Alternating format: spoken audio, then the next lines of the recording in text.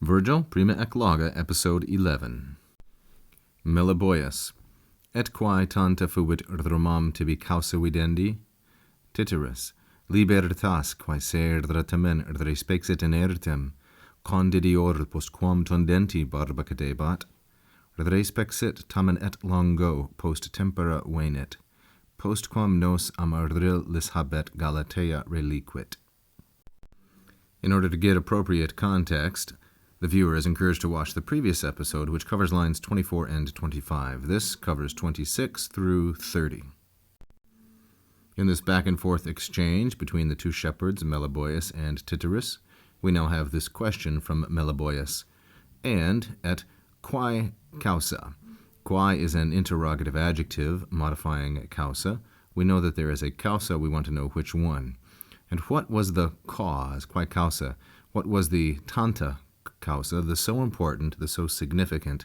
All three of these are feminine, singular, and nominative, and causa is the subject of fuit. What was the so important cause? What was your so important cause? Tibi.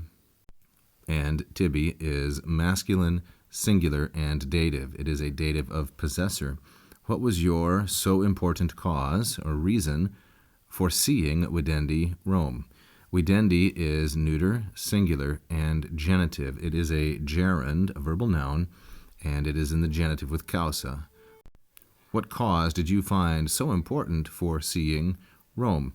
Romam, feminine, singular, and accusative, is the object of the gerund videndi. And the answer Tityrus gives is freedom, libertas. That was his causa. Freedom, which, now we have a relative pronoun, and so a relative clause, which, although late, serra tamen, which late, serra, feminine, singular, and nominative, nevertheless looked back at me, inertem me. And when she looked back at me, I was inertem. I was lazy, slacking, idle.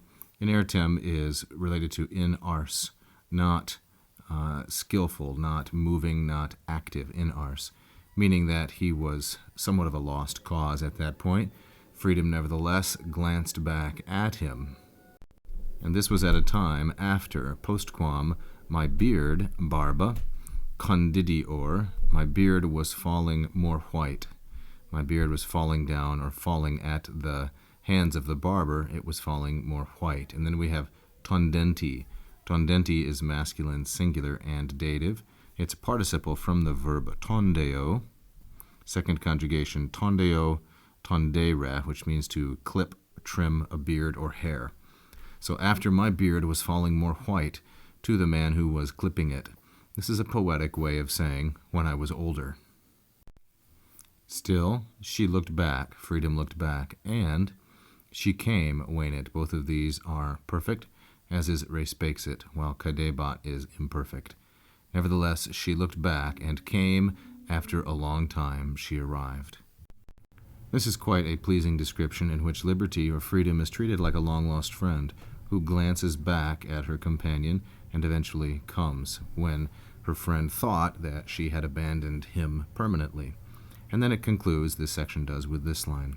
After, this is the second postquam. We had postquam here about his beard, and now this postquam, giving the time, the setting.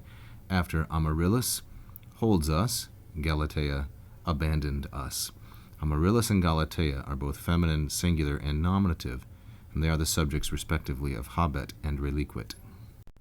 Nos, masculine, plural, and accusative, is the object of both verbs, and it refers to just the singular individual Tityrus. It's a poetic plural, you might say.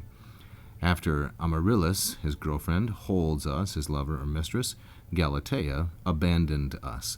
Habet is present tense from the second conjugation verb habere. Reliquit is perfect from the third conjugation verb relinquo, relinquera.